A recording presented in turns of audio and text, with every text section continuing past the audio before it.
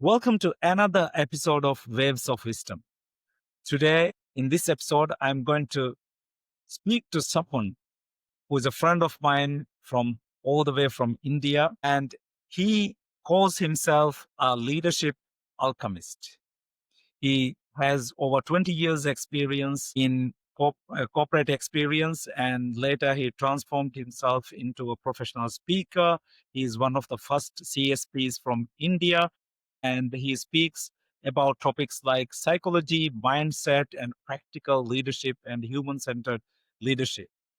I have witnessed myself his speeches in some stages. He's a high energy speaker and he moves audiences with his knowledge and experience and storytelling techniques. So joining me today is Mr. Sivakumar. Normally we call him Siva. Welcome, Siva. How are you? Wonderful. Thank you, Iyaz. I'm fantastic. So happy to be in your lovely podcast. Thank you. Siva, we will begin our podcast with where you began your career. And can you tell us a little bit about how you began your career and what you were doing at the beginning? I was born in a very small village in remote part of South India in Tamil Nadu into an agricultural family. So my mom and dad were farmers. They did not go to school. They were not well educated. But then they had a very strong belief that education is very important. They put all their savings to educate me and my sister. And fortunately, when I was in ninth standard, grade 9, I had a very inspiring teacher, Tamil teacher. Our native languages, we speak Tamil in our part of the country, our state. And he was a Tamil language teacher. He inspired me to go on stage to speak in Tamil. I started delivering speeches. I started going to speech competitions, elocution, poetry, debates in Tamil language in my school, in the city, inter-school competition, in the district. So for 4 years in my secondary and higher secondary school, I was reasonably well known as a speaker among my friends and teachers in school. That was my earliest seed into the world of public speaking, yes. But then after my school, I went into engineering. I did my electrical electronics engineering. Unfortunately, the college I studied had purely academics. There was no scope for arts, culture, or sports there. I was stuck with my engineering technology for close to 4 years. Then I came to Bangalore to work in a multinational company called Philips. I started my career as an engineer into chip design, microcontroller chip design, semiconductor chip design very early as a fresh engineer. And I started my journey there in this company as a young engineer. And again, fortunately, in 3 months of me joining, my manager sent me to a 2-day training program called Communication Skills for Engineers. In that 2-day training program, I came across a very inspiring trainer, Mr. Krishnan, who was mesmerizing, who was amazing trainer. And that training program reminded me to my days of school speaking. I love to teach. I love to help people learn. That is when I got the seed of becoming like Mr. Krishnan, a corporate trainer. That's how it whole thing started. But then I was an engineer. Parallelly, I wanted to become a trainer. I had a lot of financial commitments. I couldn't quit and start my training journey. So I continued my corporate journey for close to 8, 9, almost a decade. I worked in Philips for 4, 5 years. Then I went to another big company called Qualcomm in Bangalore for 4, 5 years. So 10 years long in the corporate experience as an engineer, project manager, delivery manager. But you know what? I hold on to the dream of becoming a trainer. I did a lot of parallel work, and Mr. Krishnan became my mentor. And he told me one day, Siva, you have a lot of passion to go do training. You are reading a lot of books. You have a lot of knowledge, but you need to bridge two important skills. One skill is English communication. You come from Tamil medium school. You come from a small town, small village. You don't have fluency in English language. Number two, you have to learn to speak in English on stage. It's a different skill altogether. And that is when I was trying to bridge the gap, and I found two wonderful places that transformed me. One is British Council. I went to British Council, enrolled myself into a 3 month long intense training program on English language skills. I became a very reasonably good at English communication. I learned phonetics, I learned language, I learned communication, and then I also went to Toastmasters to learn public speaking skills. Toastmasters helped me become a phenomenal speaker. I joined Toastmasters and I stayed with Toastmasters for almost a decade learning public speaking. That was a big game changer for me. That was a phenomenal journey. So these two institutions were a huge game changer for me in my journey as a trainer speaker. But then, as I was going through this transformation process, I also got into another very interesting role in a German company called Bosch into HR function. Right, I was doing my diploma in counseling psychology, I was doing Toastmasters, I was doing public speaking, I was doing NLP. So I was parallelly doing a lot of certification, skill building, knowledge building, learning. All of that helped me find a job in the HR function. I joined Bosch as a training manager, hiring manager. That was a very big shift from technology into human resources. I stayed there as a HR manager for 4 to 5 years, and then I decided to come out of the corporate world and start my own training consulting in the year 2018. Yes, I started as a corporate trainer, but then I came to Singapore to be part of Professional Speakers Conference for the first time in 2018. That is when I got to know about this whole world of professional speaking. I became a member, and yeah, it took 5 years for me to get my CSP. And you are one of the first CSPs from India, I believe, right? India, yes, it's yes, yes, Yes. yes. And that's a phenomenal achievement. And because there are very few CSPs and global fellows speakers in the world. And how this shift of mind happened when you were already enjoying your corporate world as a L&D person and HR and all these areas, which was quite a shift from your original career in Yeah, yeah. engineering. But I guess you were quite enjoying. So, what was your pivoting moment? I think I would not say as a shift actually. If I look back, I would say I'm destined to be a teacher, trainer, and speaker. But halfway through, I got into engineering and came back to what I wanted to become actually. That's how I look at it, right? So I was not very clear about what I want to become in high school. So I went into engineering. Everybody goes to engineering in India. So I went into engineering, got into corporate world. Then the moment I met Mr. Krishnan, that day I had my seed that I have to become a corporate trainer. It is not a one momentary pivot, but that was a seed in me. I started working for that consistently for 6, 7 years. In fact, I told Mr. Krishnan one day, "Sir, I want to quit my job and become a trainer." He said, "No, it is too early for you. You are not experienced. You have financial commitments. You have to bridge your skill. You have to learn to be a better speaker. Don't be in a hurry. At least spend another 6, 7 years. Equip yourself, learn, skill build. Then you come to the training world." And I took the advice very seriously. I consistently worked on myself, and that's how this gradual transition from engineering to HR to a corporate trainer, the whole thing happened. Yes. When did you come to realize that this was your passion? Oh my God, that's a very important question, a deep question. I remember somewhere in 2007, I took a journey to a place called Raman Ashram. It's an ashram, it's a spiritual place in Tamil Nadu where a very popular saint Sri Ramana lived. I'm a great devotee of the great man, and I was reading his books. He taught a lot of meditation, spirituality. I took a 3 day trip to the ashram. I stayed there alone for 3 days, doing a lot of introspection, doing a lot of meditation. In one of those days, I was asking myself, what am I doing? Am I living the purpose? Am I living what I'm destined for? Am I doing what I'm supposed to do in the long run? Or is this what I want to do? I am in a corner in an office and a computer designing chips for microcontrollers and mobile phones. Is this I want to do in my entire life? I had this deep, profound questions.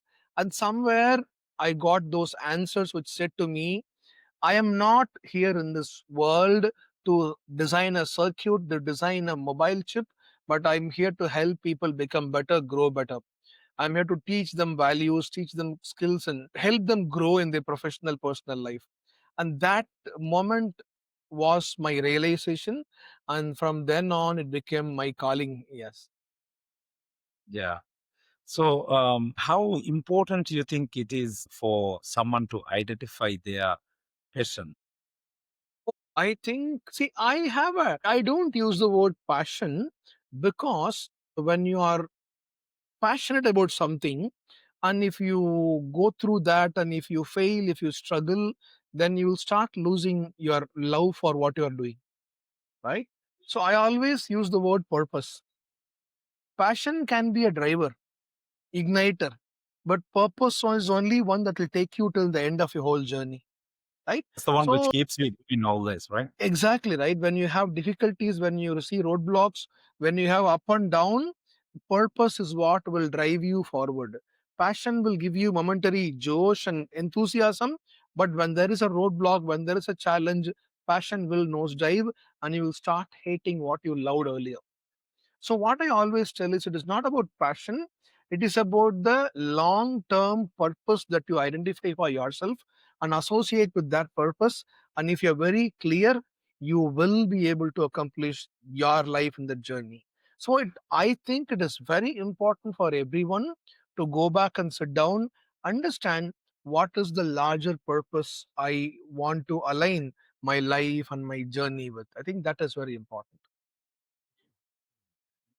So, after you found your purpose as adding value to other people and transforming their lives, why did you select this particular area of mindset and leadership?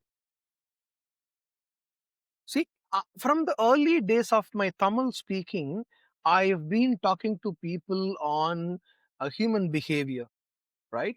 Uh, in my spiritual journey, I picked up a lot of interest in understanding how the human mind works, how the human brain works, how do we think, how do we make decisions in life, what makes us do what we do. So I had a lot of these deeper questions and I was searching for answers and I was reading a lot, experimenting a lot.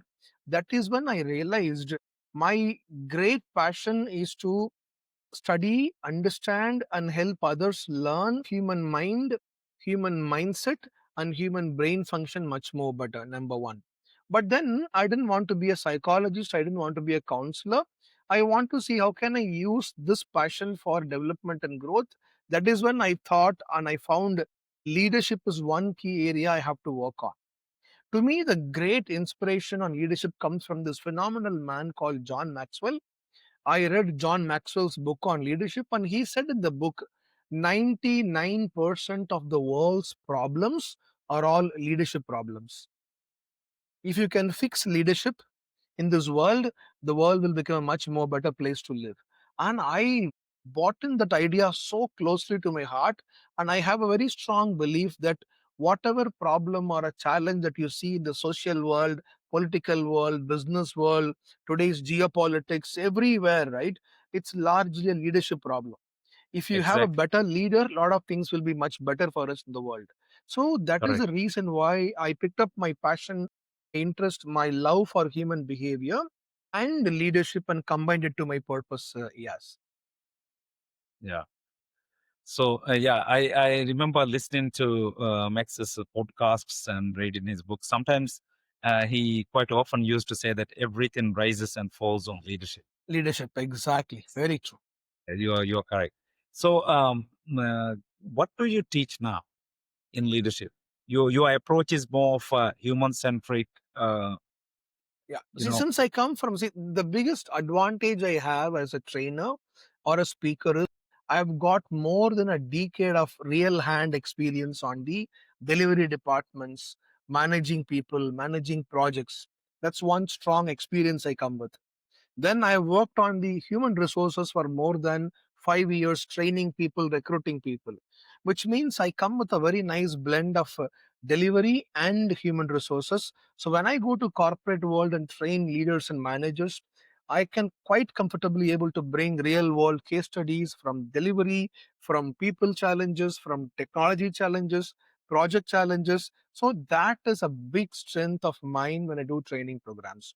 So I use that strength, and I also bring my human behavior expert, and my focus largely is organizational behavior. So I do a lot of study on how people behave in the organization, especially people with good experience, right? 15 years plus managers, senior managers, leaders. What makes them better manager? What makes them good leader? So most of our training programs are structured around managerial development and leadership development based on using human behavior and psychology. Yes.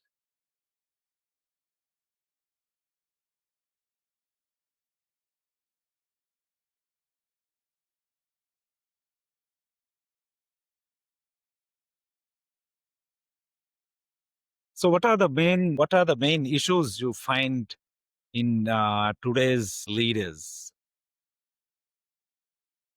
when you are training? There are quite there are quite a number of challenges I work with. One of the most common challenges, today's leaders are hard pressed for time, and they have only very short time window to think and take quick fast decisions. When I work with leaders, most of them, all of them complain, crib about lack of time, not having enough bandwidth to think and decide and build their teams into powerful teams. When I work Is it with them because things are closely, happening too fast because of the change in technology and not only change in technology, what I see is, right, lot of leaders, managers, when they become leaders, they still carry the qualities and behaviors of a manager. They want to manage people, they want to get things done by themselves, they don't delegate, they don't trust people, they don't empower people, they don't build team members, they feel insecure at times. So many times you are a leader by designation, but you are not a leader by your thinking, your attitude, your behavior. You are still insecure, you are still managing, controlling people. So that is a big challenge I see in the corporate world. So what I do is I help these leaders understand that managing people is important as long as you handle operations and delivery, but when you move into leadership, you have to think, strategize, decide, look forward for the future, which means you cannot be hand holding, managing all the time. You have to empower people, give them authority, train them, trust them, delegate them to do work. So I think this is what I really work with managers and leaders. Yes. exactly? I think you're right. A lot of people, because people get always promoted in the corporate ladder based on their performance in one job. Yeah. But most of the times they are not trained to take over the next job, right?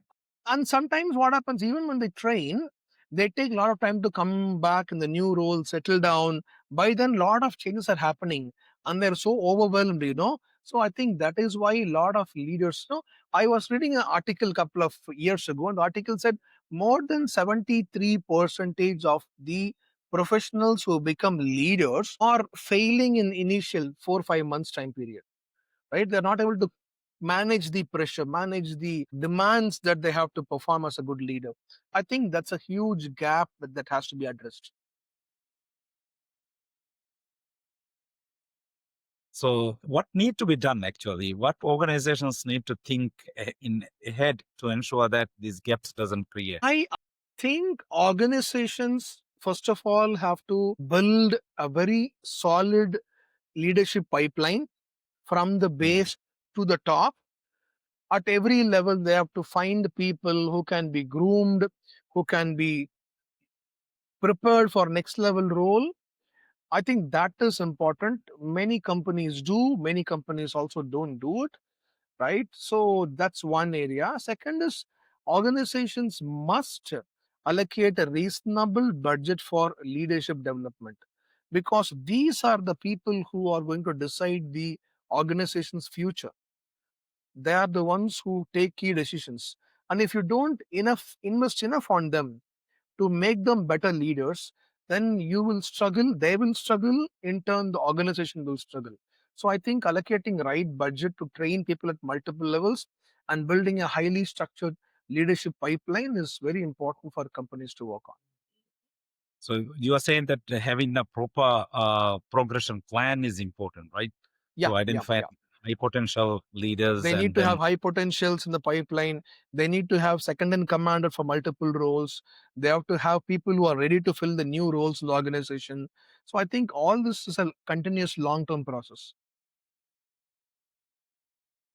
so what about the mindset? You do a lot of motivational speeches on mindset as well. I come th- I come from this psychology and human behavior background. So what I understand is, right, what you and I are today is nothing but sum total of all our experiences in the past. We are a cumulative being of our experiences, our failures, our ups and downs, our experiences. So I have a very strong belief that every single human being who is born in this world is born as a clean slate, and we pick up a lot of things. Since I am born here in this country, I am an Indian. Since you are born in that country, you are a different person, right? So we are birth while we are coming to this world, we come as a clean slate. We pick up our language, our religion, our community, our nationality from our people around, society around. Human beings pick up a lot of things in their journey, and some behaviors, some contexts stay with them deeply rooted, and that has a heavy impact on the way people behave, people decide, the way people think, and that impacts the organization in turn. So I go help people understand what is the mindset, what is the mental model people carry when they decide, when they look at things around, and I help them to understand if there is anything negative, is anything impacting. I help them to iron out, I help them to reprogram themselves, I help them to look from more non-biased perspective from the organizational context when they grow into leadership roles. So that's why I talk a lot about mindset, especially for leaders. It's very critical to understand that. Is it like growth mindset, which I also talks a lot So about? growth mindset is one term popularized by Carol Dweck and her wonderful book, but there are a lot of mental models, right? So, for example, the way I treat you is coming from my mindset, my attitude, my upbringing. If I see my parents treating everybody in a respectful manner, and if I'm taught respect in early childhood days, I will imbibe those qualities.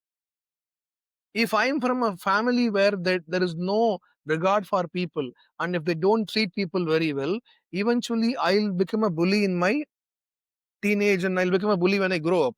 So I think everything, growth mindset is only one small factor that was popularized widely, but otherwise at every point in our life, our mindset really plays an important role. Yes.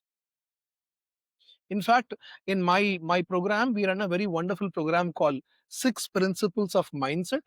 We start with growth mindset. We talk about innovative mindset. We talk about results mindset. We talk about inclusive mindset.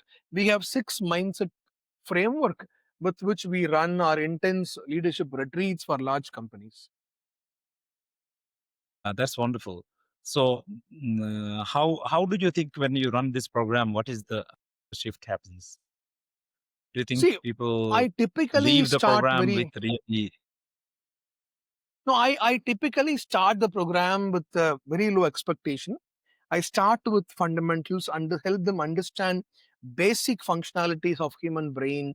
I don't go into deeper science and psychology, but I help them understand the operational part of human brain and how we build our attitude, behavior, and mindset.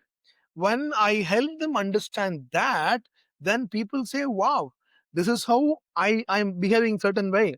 I always used to wonder, why am I behaving like this? Why am I communicating like Mm. this? Now I realize that's the reason. Maybe when I was in a kindergarten child, or when I was in my primary school, when I was in my college, I had a very big impact, right? Negative or positive. I think that is staying with me as a residual impact, and it is influencing my behavior now.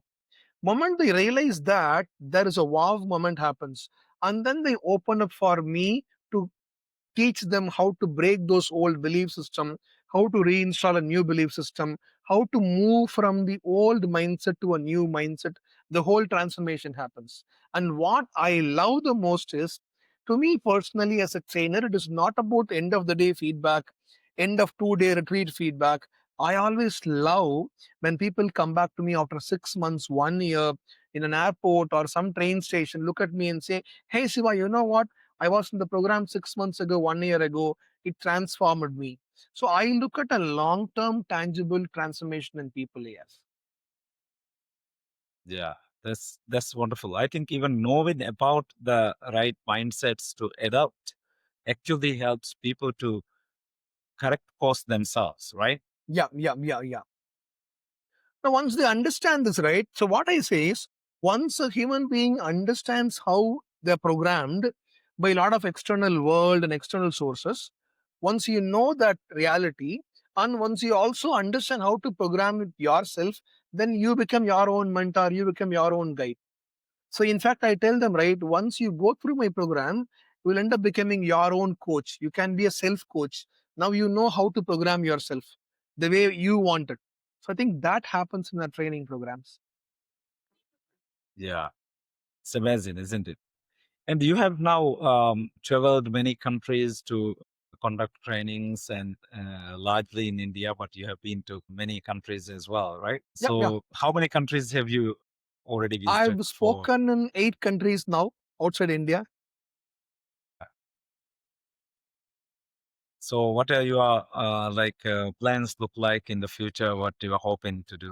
See, of course, as a speaker, as a professional speaker in our business or in our professional journey, anybody would aspire to be a global professional speaker. I am impacting people in my own way in this country around me, but obviously, I would want to impact people in a much larger canvas. We have our models, we have our case studies and stories.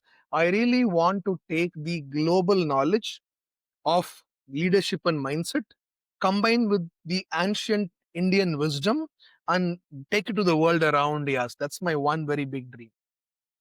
Yeah, wonderful. I wish you good luck in that one. And I think you are very active on LinkedIn as well. I can see that you are Yeah, always posting quite something. active. Yeah, and sharing. And In fact, you I know used to. what? Just before COVID, I had around 6,000 connection on LinkedIn. But after Okay. COVID, I made a conscious thought process of thinking which platform is going to help me in my professional journey. I was quite active on Facebook, writing useless political posts, some random comments on people's posts, spending a lot of my time there. Then I realized Facebook is not going to help me in my cash book. Okay. So it's only a vanity metrics of likes and comments. People come and say, "Great post, wonderful." They argue, fight in my post. I did a lot of stupid mistake in my journey. Then I realized that's not where I have to be. Then I completely dropped off Facebook. I moved on to LinkedIn. I consciously worked on LinkedIn at least 1 hour every day for last 4 years, 5 years actually. That is what helped me reach now at 30,000 plus connections on LinkedIn. Yeah. So, how are you embracing the new technologies which are coming up and keeping updated with all these My those? God, I'm an engineer by my degree. I'm quite comfortable using technology.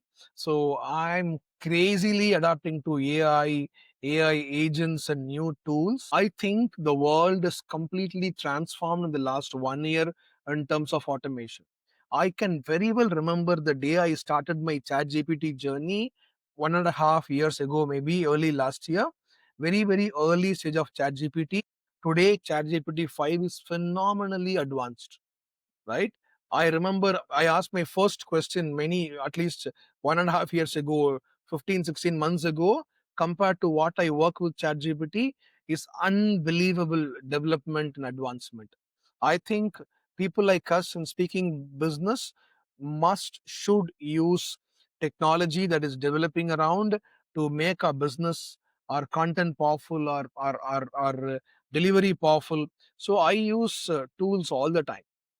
Today, see, simple. For example, I was looking at a book recently, and I would usually go Amazon. Of course, I am writing my own book. I want people to buy my book. But then, for want of time, you quickly go to Google AI and say, "Hey, can you summarize the book?" The AI gives you amazing three, four, five key points from the book. I think today learning is more effective, content creation is more effective, content development has become more effective. I think in knowledge industry, wherever we are in, we have to embrace and use technology very effectively. Yes. And also for the people who are not from the English speaking countries, not native speakers, I think this has actually opened up many doors, right, Very to much. content creation and But things I like see that. also a challenge there. Yeah. The challenge is, if you are a non-native English speaker, you might get attached to the tools and technology very comfortably. That itself will stop you from learning the language. So what I would say is, using the tools after learning the language is going to be very effective. But if you are not in putting enough time to learn the language, but you blindly go and use ChatGPT everywhere in all your chat window, all your email, then what will happen? Your dependency on tool increases.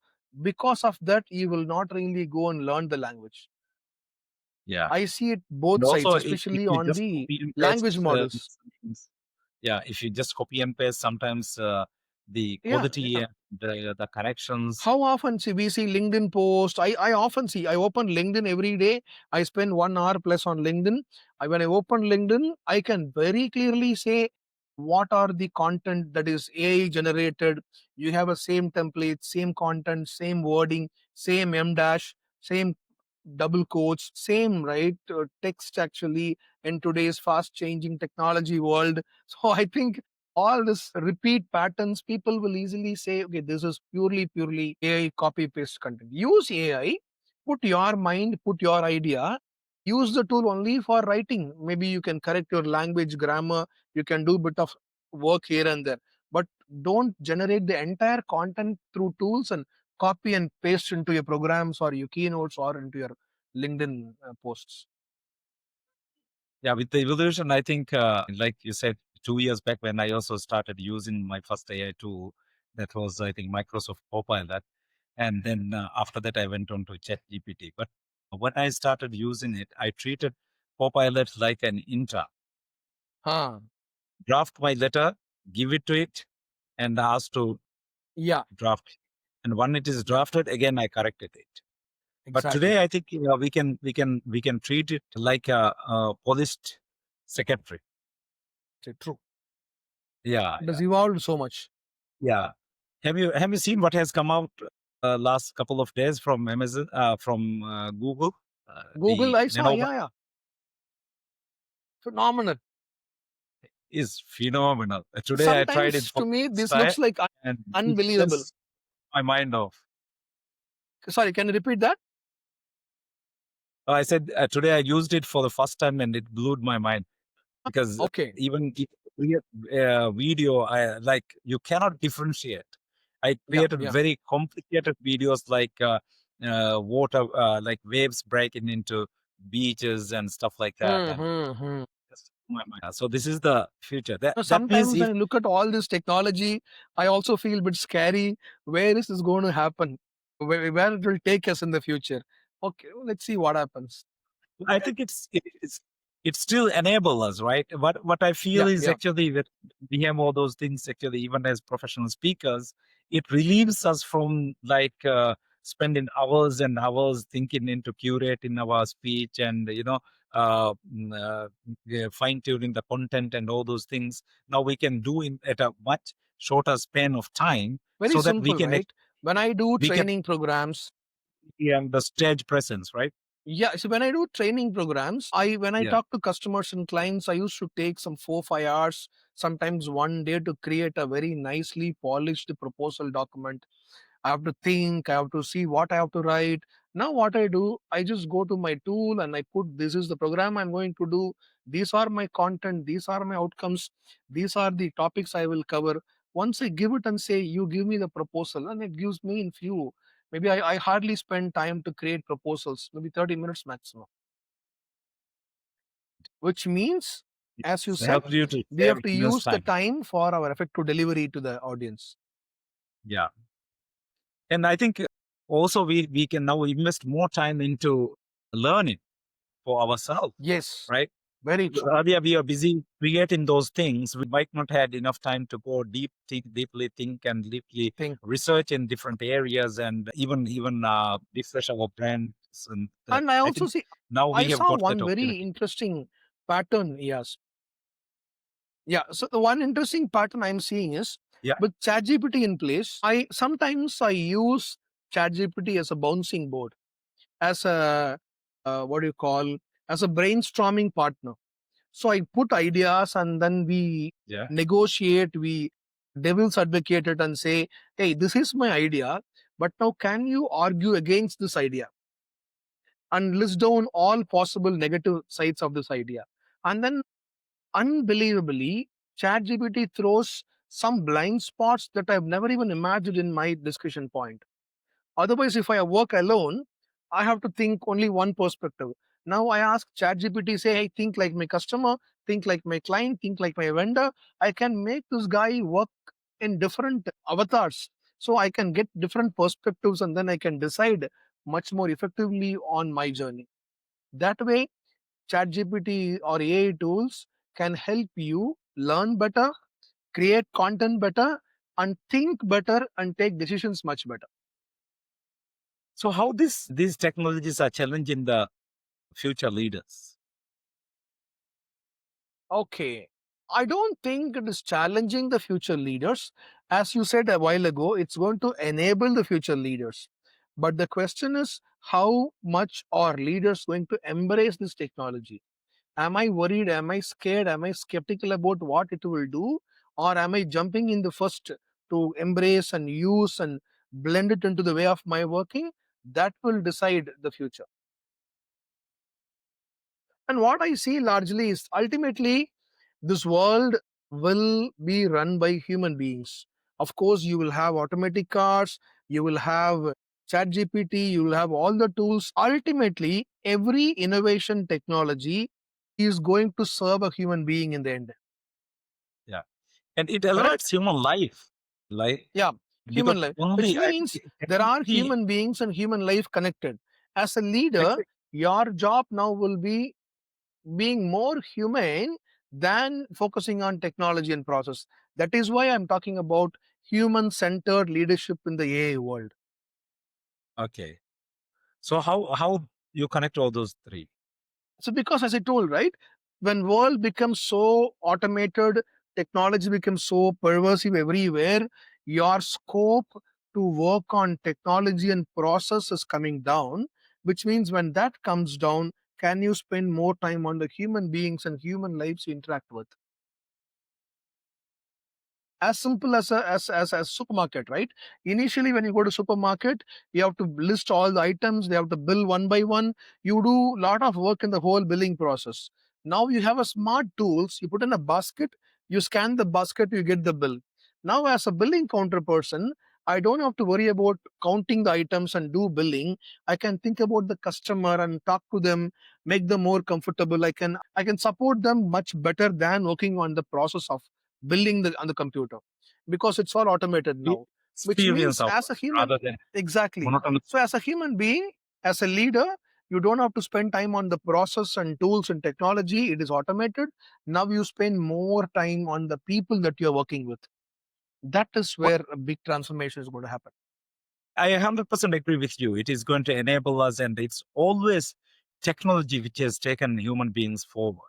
If not Forward, for yeah. the technology, if wheel was not invented, if the first shawl was not invented, for example, we will Still, still look, be I here. am in India, you are in Maldives, we are talking Yes, thanks to technology. as if we are just across the table, right? Exactly. Uh, So so we are conversation, this we're is the conversing power like of friends across a table. Technology, exactly. yeah. This was not possible a few decades back. Yes, yes. Yeah. What do you think actually when we enable this human-centric leadership approach? Why still some people are bit scared, or they are just uh, waiting to see what will happen and how technology thing will turn out, and then we will embrace. Why this resistance is coming? No, see, very simple, yes. Human beings are designed to live in a comfort zone. We always resist major big challenges, right?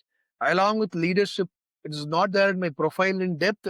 I also do a lot of work on change management and change leadership. One of the fundamental component of a change is resistance.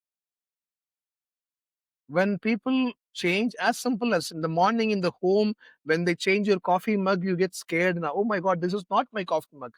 I used to drink in my coffee mug every day. Suddenly, why is a different coffee mug now? As simple as coffee mug, we don't want to change because we get used to it. You're so comfortable with it. So comfortable. I've seen we do workshops, right? When we do 2-day training programs, 2-day workshops, I've always observed this. I think you also would have observed it. When people come on the first day morning, randomly for some reason they sit in one round table, one chair. For 2 full days, they'll occupy the same table, same chair, unless you ask them to move and change places. We And when very you ask, I quickly feel get into yeah. So human beings very quickly get into comfort zones. We don't want to break. So that is why we wait and watch. We think things will not happen. Let us see later. And then by the time you start taking action, you are too late to catch up. is it because our reptile brain is kicking in and trying to protect us? What do you say from Yeah, the because, psychology? right, exactly. The survival instinct is so strong in us. So we don't want to break and take risk. So Siva, how now you over 20 years you have been doing this work, and what make you keep going? Oh, that's wonderful. Every day is a new experience, yes. I'm a learner. I'm a lifelong learner. Just 2 days ago, I went to Delhi to speak in a very large corporate all hands meet. They had 400 employees. They had rewards and recognition annual event. I was called in to speak. You will not believe, just by being there in that event for 3 hours, I learned so much about a new company, new business vertical, how they approach, how they handle people, the HR policies, their CEO, the vision. I think every day, see, simple. As a trainer, speaker, of course, I'm in my office today. I'm talking to you. Otherwise, every day I go to different ballroom, different office, different people. So we get to meet a lot of new faces, new experiences, new culture when we travel around. I think that is a big excitement for me to sustain, continue in this journey of speaking and training. Do you get like fatigue and No you know, way. experience I by get traveling? bored, I get tired when I'm in my office without going out to train or speak. Okay. Because I told you, right? When you have a purpose, what happens is you start deriving energy from that activity. If you are a footballer and if you love to play football, and if that is your core passion and purpose, now you will feel tired, you will feel angry, upset only when somebody says don't play football. Okay. Yes. When you play football 24 hours a day, you still feel happy because you are liking what you are doing, and your energy comes from that whole playing of football. So when I do training programs, there are times I do 12 days, 15 days, continuous, everyday training, speaking, traveling. People ask me, don't you feel tired? Yeah, physically, at times my body aches. Sometimes I have a back pain standing for a whole day. So, yes, here and there you have physical pain because I'm also getting old, 40, 45 now. So, yeah, those things are there. But psychologically, emotionally, intellectually, I get excited only when I do my work, go do speak or train or coach. I don't think I will ever get tired doing what I'm doing. So this is brings us to the theme of our these episodes. What I'm doing called unretirable, which I believe when somebody finds their purpose and then when they attach passion to it, this is when they becomes truly unretirable. What does come to your mind when I say unretirable? What are your plans? So yeah, I'll tell you. I'm a great admirer of this Mm. amazing inspiration India had a decade ago. Our former president, Dr. APJ Abdul Kalam. Abdul Kalam. Yeah. He is a He's a, phenomenal leader, phenomenal human being. He was a At the heart, he was a teacher, but he became an IS scientist in the space research, in atomic research, then became a defense advisor for the country, then became a president. After becoming president, after his term got over, he again came back to university to teach to children. mm, At the age of 85 or 86, he went to a management school and he was delivering a lecture there to children. And while he was delivering, he breath lost and he passed away. I tell to myself, I want to leave this world when I'm doing a training program or doing a keynote speech at the age of 95. yeah. So there is no retirement for us. But then, even Mm, if we pass away and go away from this world, our books, our content will still speak our name. I think I always tell leaders, right? Lead with purpose and leave a legacy. And I really want to live that to that word which I teach. So lead with purpose and leave a legacy when we leave this world. yeah. What's the difference you have observed with people who leaves behind that legacy and who just lead? See, I think ultimately today it is 10 years past. Dr. Kalam sir passed away 10 years ago. But today, on a random podcast between you and me, I'm remembering him as my inspiration. That is a legacy he has left, which means you are impacting people, their thinking, their lives, even after many, many years of your existence. Mahatma Gandhi died in 1947, 48, 75 years ago. But even today, world talk about non-violence, talk about non-cooperation, when they take the name of Mahatma Gandhi. I think these are the people who left legacy in the world, right? Like Nelson Mandela, Rosa Parks, all these people are people who left legacy in this world. I think I aspire to, if not at their level, in my own level, in my own circle of influence, I want to leave a legacy.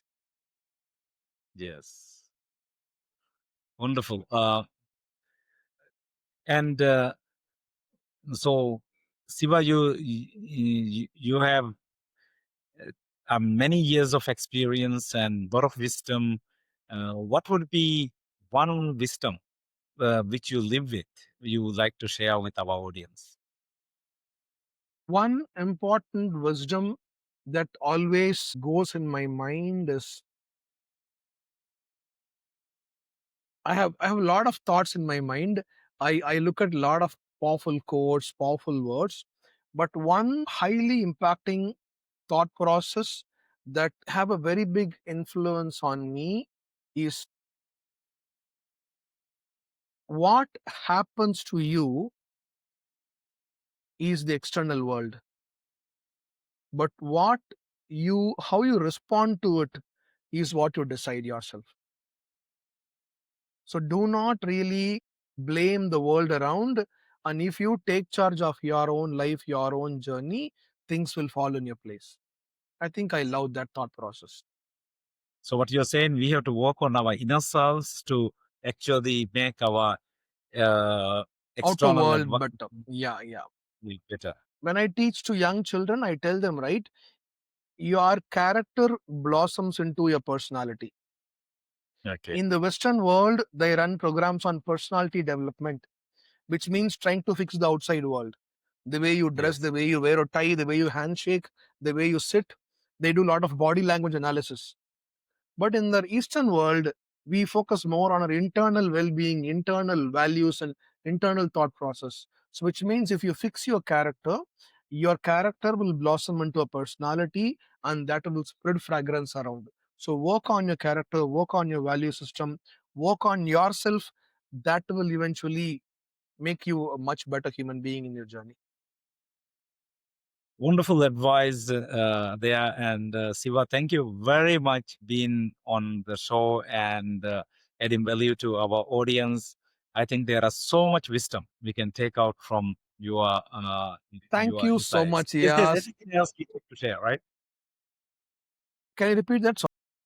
Is there anything else, any other message you'd like to share Now, with our I just audience? want to tell to you, thank you so very much for inviting me to this wonderful program. You've been a phenomenal host. You asked some very powerful questions. I also want to thank everyone who's going to watch this video. You guys are following a wonderful person. He has a very thought provoking interview and questions. I wish every one of you all the very, very, very, very best. I only want to leave this final thought: lead your life and your journey with purpose and leave a legacy in your journey. Thank you. Thank you, Siva. And for our viewers out there and listeners, I would say that as Siva has said, work on your inner self, trying to find your purpose and trying to build your character so that it will build your personality. And also, as he said at last, lead with purpose and become unretirable. Until we come back again, don't forget to be awesome. Thank you.